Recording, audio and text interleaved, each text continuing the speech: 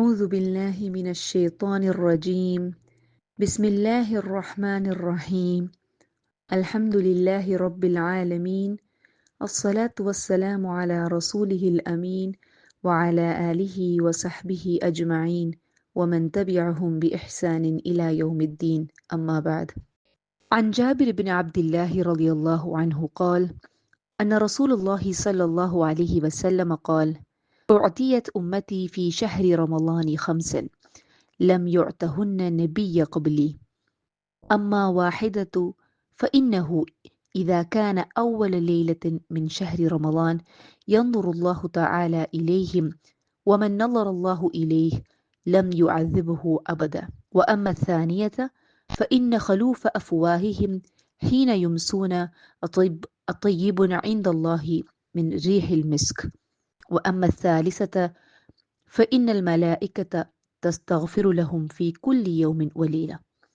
وأما الرابعة فإن الله تعالى يأمر جنته فيقول لها: استعدي وتزيني لعبادي، أو اشكوا أن يستريحوا من تعب الدنيا إلى الدار وكرامتي. وأن الخامسة فإنه إذا كان آخر ليلة غفر لهم جميعا. Jabir bin Abdillahi റളിയല്ലാഹുവിൽ നിന്ന് നിവേദനം, പ്രവാചകൻ സല്ലല്ലാഹു അലൈഹി വസല്ലമ പ്രസ്താവിച്ചു: റമദാനിൽ 5 അനുഗ്രഹങ്ങൾ എൻ്റെ സമുദായത്തിന് നൽകപ്പെട്ടിരിക്കുന്നു. എനിക്ക് മുമ്പ് ഒരു പ്രവാചകനും അവ ലഭിച്ചിട്ടില്ല. 1.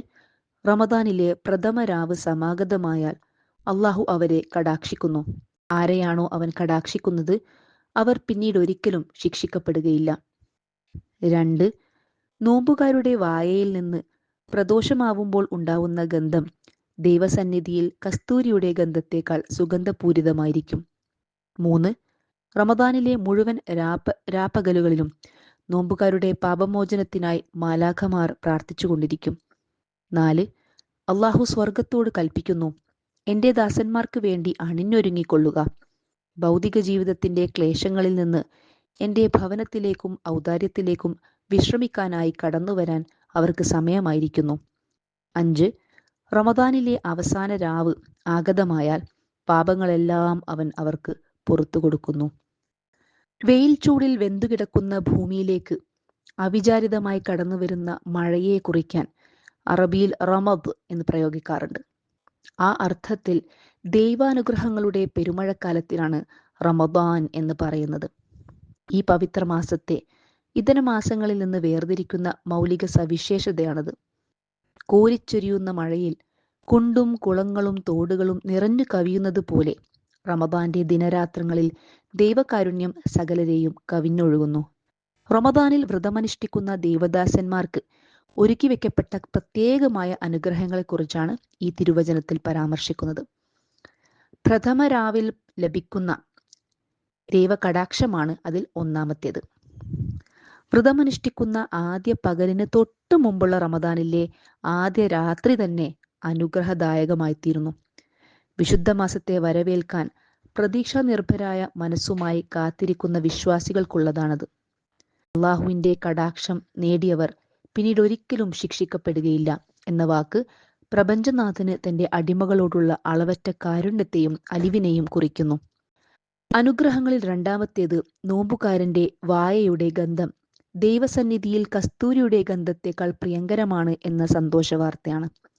പ്രഭാതം മുതൽ പ്രദോഷം വരെ അന്നപാനീയങ്ങൾ ഉപേക്ഷിക്കുന്നത് മൂലം എത്ര തന്നെ ശ്രദ്ധിച്ചാലും വ്രതമനുഷ്ഠിക്കുന്നവരുടെ വായയിൽ നിന്ന് ഒരുതരം ദുർഗന്ധമുണ്ടാവുക സ്വാഭാവികമാണ്. ഇതിൽ അസ്വസ്ഥനായി വ്രതം ഉപേക്ഷിക്കുകയോ വ്രതം അനുഷ്ഠിക്കുന്നവരെ അകറ്റി നിർത്തുകയോ ചെയ്യാവതല്ല. എന്തെന്നാൽ ദൈവകൽപ്പനകൾ അനുസരിക്കുന്നത് മൂലം ഉണ്ടായിത്തീരുന്ന ഇത്തരം പ്രയാസങ്ങൾ അള്ളാഹുവിൻ്റെ സന്നിധിയിൽ പ്രിയങ്കരമായി തീരുന്നതാണ്. നോമ്പുകാരൻ്റെ പാപമോചനത്തിനായി മലക്കുകൾ പ്രാർത്ഥിച്ചു കൊണ്ടിരിക്കുന്നു എന്നതാണ് മൂന്നാമത്തെ അനുഗ്രഹം. സൽക്കർമ്മചാരികളായ ദൈവദാസന്മാരുടെ ക്ഷേമ ഐശ്വര്യങ്ങൾക്കായി മാലാഖമാർ അള്ളാഹുവിനോട് പ്രാർത്ഥിക്കുമെന്ന് അനേകം തിരുവചനങ്ങളിൽ വന്നിട്ടുണ്ട്. റമദാനിൽ ഈ പ്രാർത്ഥനകൾ 10 മടങ്ങ് വർദ്ധിക്കുന്നു. നന്മയുടെ പ്രചാരകരായ മാലാഖമാർ ഭൂമിയിലേക്ക് ഇറങ്ങി വരുന്നു.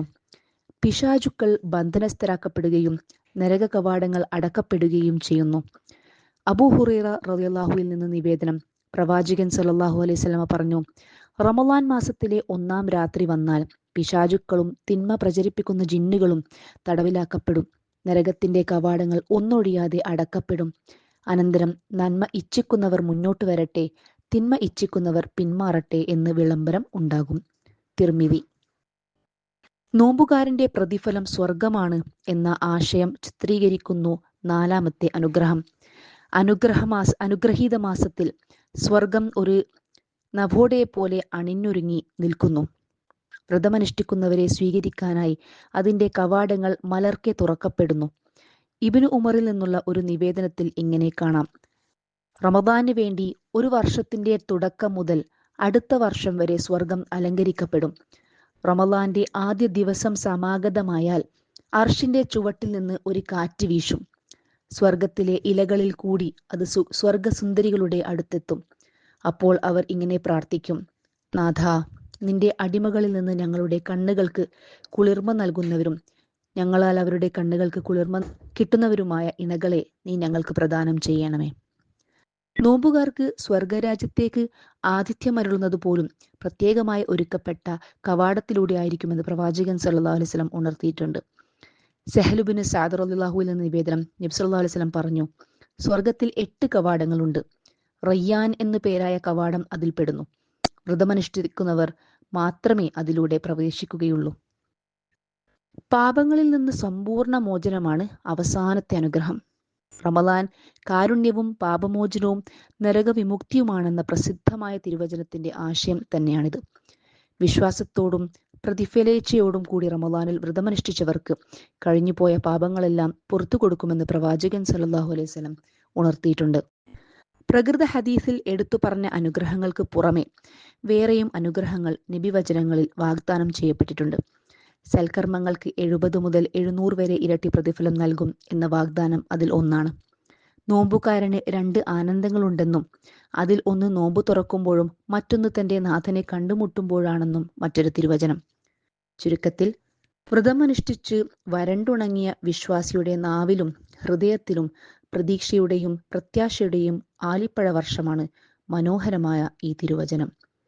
അല്ലാഹുമ്മ ബാറക് ലനാ ഫീ ശഅബാനിൻ വബല്ലിഗ്നാ റമളാൻ. റബ്ബനാ ആതിനാ ഫിദ്ദുനിയാ ഹസന വഫിൽ ആഖിറതി ഹസനതൻ വഖിനാ അദാബന്നാർ. ആമീൻ ആമീൻ ബിറഹ്മതിക യാ അർഹമർ റഹീമീൻ. അസ്സലാമു അലൈക്കും വറഹ്മത്തുള്ളാഹി വബറകാതുഹു.